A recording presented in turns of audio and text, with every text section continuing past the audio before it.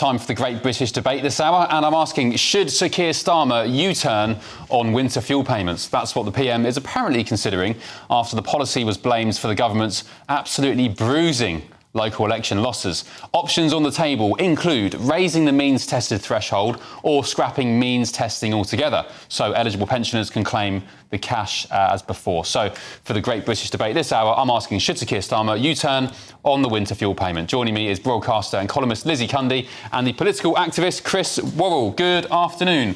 Apparently I said good morning a minute ago, so apologies for that. It's yeah. You've had one of those nights. Long night, yeah. Haven't had my coffee yet. Here we go. Got my coffee in hand. Chris, let's start with you. Keir Starmer, will he U-turn on it, and should he?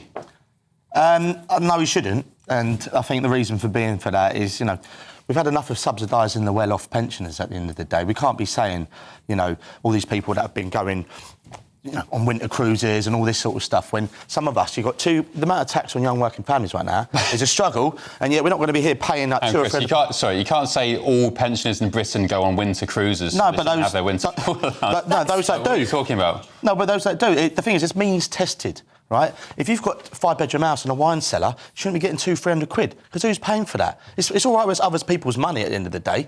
But there are many that aren't, that, and we've stripped tens of millions of pensioners from their winter fuel allowance. It's a disgrace. And they know it's a disgrace because, you know what, in the local elections, no one voted for them. No one knew about this, and they're desperate to win back voters. And you know what, he's going to U-turn because he's king of the flip-flops, isn't he? It's a generational protection racket, and we've got, Donna Pensione over here sort of fighting for him, but we can't be making out that means testing benefits is a bad thing. But I'm sorry, Chris, by Labour's own research, your party's own research, when the Tories were in government, up to 4,000 pensioners would die as a result of the winter fuel allowance being taken away. Keir Starmer stood up in Parliament, squared Rishi Sunak in his eyes, to the face, and said, you are plotting to remove the winter fuel allowance. This, by our own research, will kill 4,000 pensioners. So what's changed? Do you agree with that research? Was he making it up? You've got pension credit is taken up as a result, right?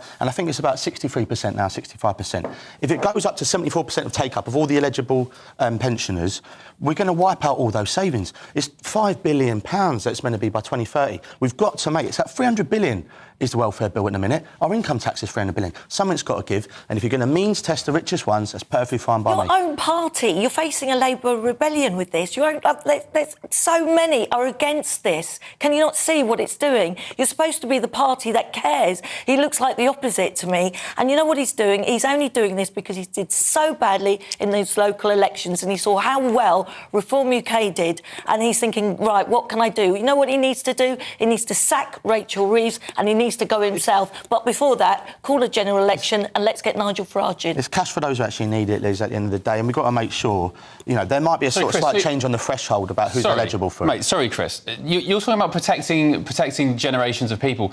Comfy pensioners getting money is not on my watch. Comfy. But those ones are protected. If you've got a PIP, you're 11.5 grand, you get it. There's a debate around what level that should go to. Fine, but we're talking about you're not going to send Harrods gift cards. Would you be open to increasing the threshold banks then? Sorry? You'd be open to increasing the threshold? Look, my personal opinion is that, the benefits bill has gone up with inflation. You've got a triple lock. And that's lock. not because of pensioners. You've got a triple lock.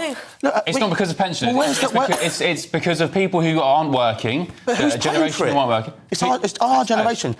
Are you happy to pay for people who are earning 100 grand for getting... But that's very few people, Chris. It's a small percentage you're talking about. We've got £8 billion worth of fraud in universal credit, and we've got things... It's not from pensioners. It's not from pensioners.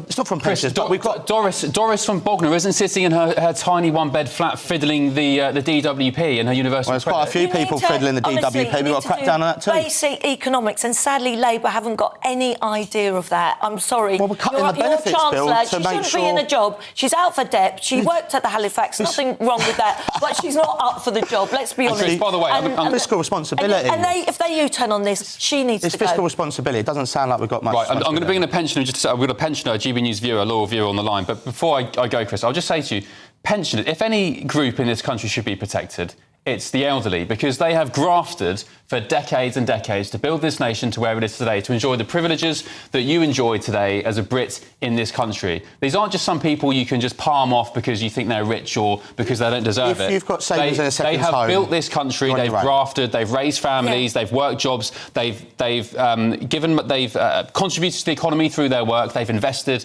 they've made this country. It's intergenerational and fairness. Starmer said he's for the working people. They have worked all their lives, and this is how you treat them. It's not cruel, it's just correct. It's a disgrace. It's not cruel, it's correct. All right, let's hear from somebody who matters, which is GB News viewer and pensioner Anita Atkinson from Durham. Anita, thank you for holding there whilst we debated amongst ourselves. Thank you for joining us this afternoon.